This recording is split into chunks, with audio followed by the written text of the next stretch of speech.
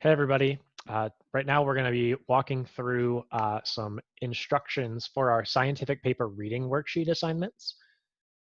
So there are going to be 7 papers, scientific papers that we're going to read from the primary literature during this semester.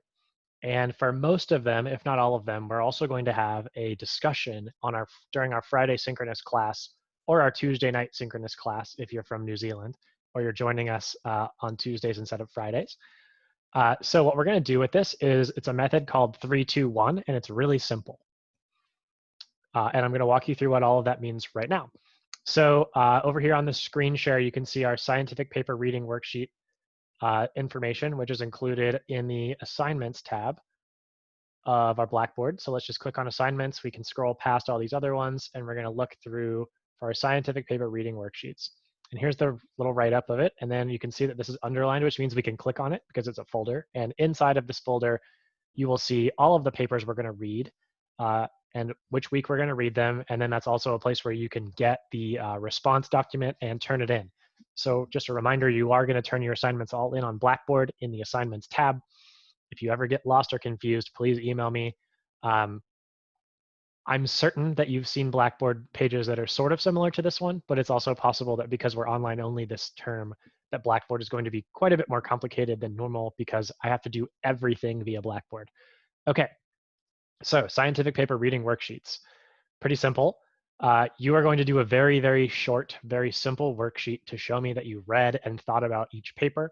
And then we are going to have a class discussion using Zoom breakout rooms on Fridays to talk about these papers. The objectives here really are to get you practice reading and interpreting the scientific literature and critically engaging with the content so that we can enhance your understanding, and we can also identify places that are confusing and kind of talk through the difficulties of understanding scientific papers and also some of the difficulties of writing scientific papers. And you'll see that it is a very imperfect thing, writing and publishing a scientific paper. And that a lot of times it can be a bit confusing to understand what people are writing about. So before each class where we have a scientific paper discussion, which is going to be weeks 2, 3, 5, 6, 8, 11, and 12. So those are all the Fridays that we're going to have paper discussions. You need to read the paper that was assigned for that week,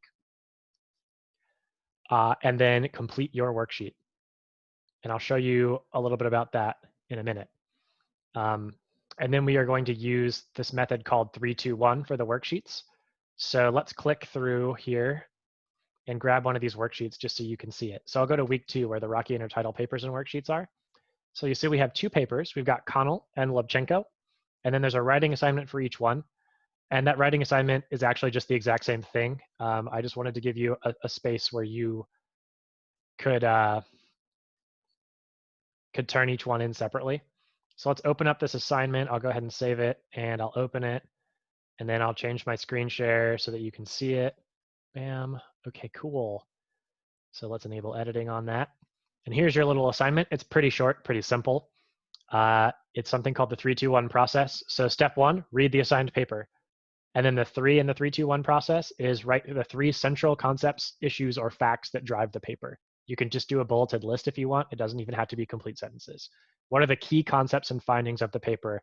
Give me 3 different ones. Question number 2 is your 2 part of the assignment. And that's what are the 2 muddiest points? What 2 aspects of the reading did you struggle to understand? It can be concepts, wording, definitions, figures, stats, or anything else that confused you. And it shouldn't be hard to find 2 things that confuse you, because normally when I read a paper, half a dozen things or more confuse me. So I have given you the 3 and the 2 in the 3-2-1 process. 1 is going to be done in your groups, and I'll show you what that means right now. So let's close that up. And I will now share my assignment screen. Here we go. So I'm sharing Blackboard again.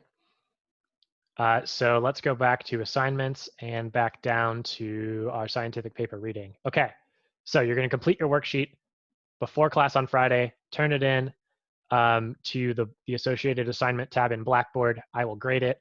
And then on Fridays or Tuesday evenings, depending on who you are and when you're coming to class, we will divide the class into groups. We're aiming to have 3 to 5 groups depending on attendance, but again, on Tuesdays, it might just be 1 group where all of us talk. Each group will assign roles. So you'll look at your people in your group and you'll say, okay, somebody needs to be the timekeeper. That person just keeps an eye on the clock and makes sure that tasks get done in time. There's also going to be a group leader who just pushes the discussion forward, make sure that everything gets talked about appropriately. And then there'll be a recorder who writes down the information that's important, including the answers to the assigned tasks. And then lastly, there'll be a presenter who will share out your group's findings. And I'm going to recommend that the recorder uses when we go into breakout rooms, uses the screen share option to share a whiteboard, and you can take notes together on that whiteboard and then share out from it. Okay, so as a group, you're going to look at your individual documents that you wrote for the discussion, and all of you will agree together on the 3 central issues that you think are the most important for the paper.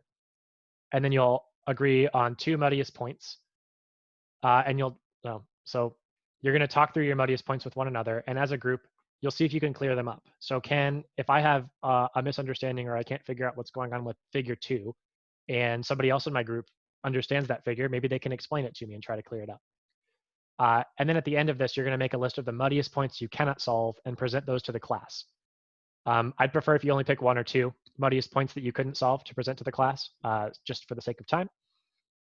So that means you're coming up with agreed upon 3 central issues, 2 muddiest points or less.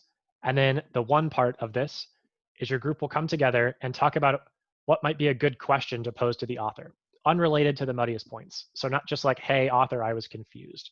You just say, hey, I'm curious about XYZ. Can you follow up by doing this thing? Or does this mean something else? And what are the implications of all of this?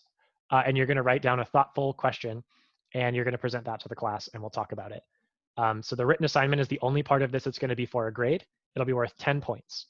Because we're not requiring you to be at class, if you're not part of the discussion, you're going to miss out on understanding some details of the paper. You're going to miss out on how to learn how to really analyze papers. You're going to miss out on some discussion with your peers, but you're not going to miss out on any graded points because that doesn't seem fair.